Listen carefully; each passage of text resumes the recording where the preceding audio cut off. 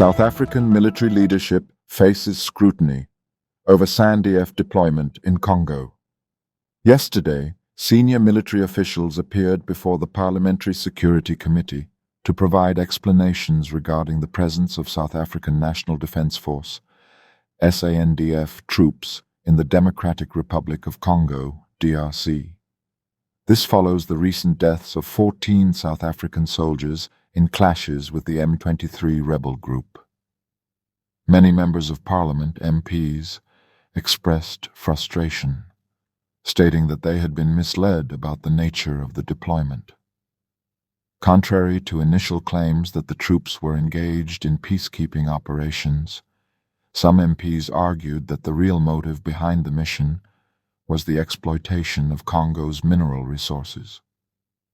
The Minister of Defense and the Chief of the Armed Forces faced criticism, with many legislators accusing them of dishonesty and failing to provide satisfactory explanations.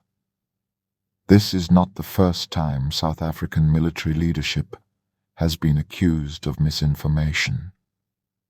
A few weeks ago, Rwandan President Paul Kagame revealed that South African President Cyril Ramaphosa had privately acknowledged that South African troops had been killed by the Congolese Armed Forces, FARDC.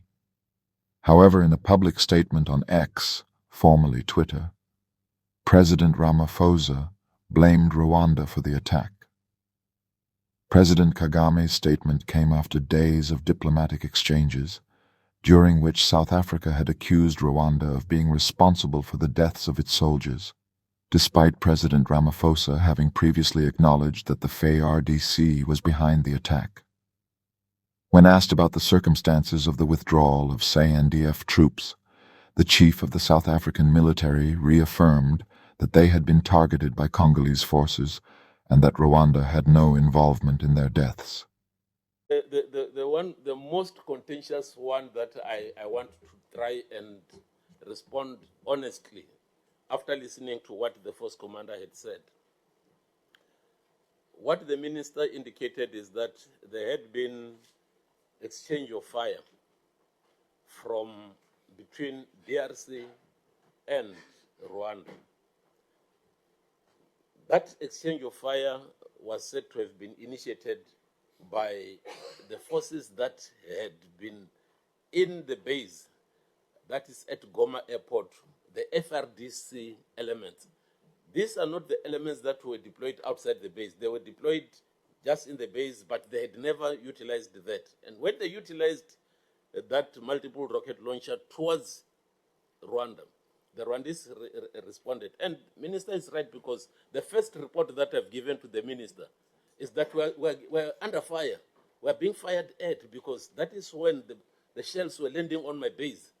And then the first thing that the commander said is, say, contact. I said, what is happening? He said, we're getting fired from Rwanda.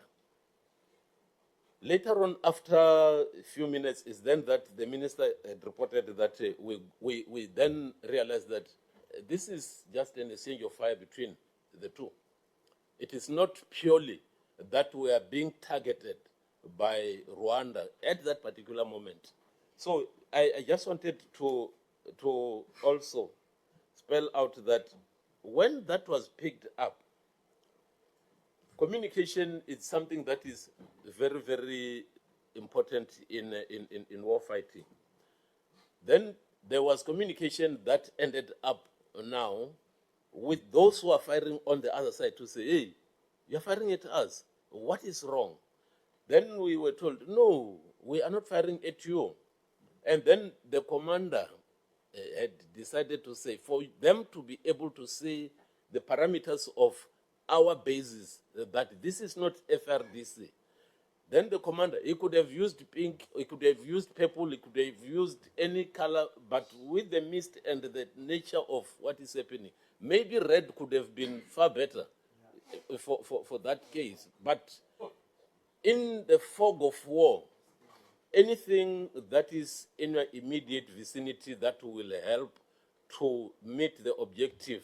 The objective was met by the commander taking that flag. All throughout the history of warfare, white flag had been associated with surrender. He explained, "We were caught in the crossfire when Congolese troops fired into Rwanda. As the Rwanda Defense Force, RDF, retaliated, some bullets also reached our position. However, at no point did RDF intentionally target us." This raises serious concerns about the South African government's handling of the situation. It suggests that President Ramaphosa misled both Rwanda and his own citizens, despite having access to accurate intelligence. Given these revelations, one must now question the motivations of those who have been aggressively blaming Rwanda for the deaths of SANDF troops. This includes figures like South African politician Julius Malema, who recently called for military action against Rwanda based on these allegations.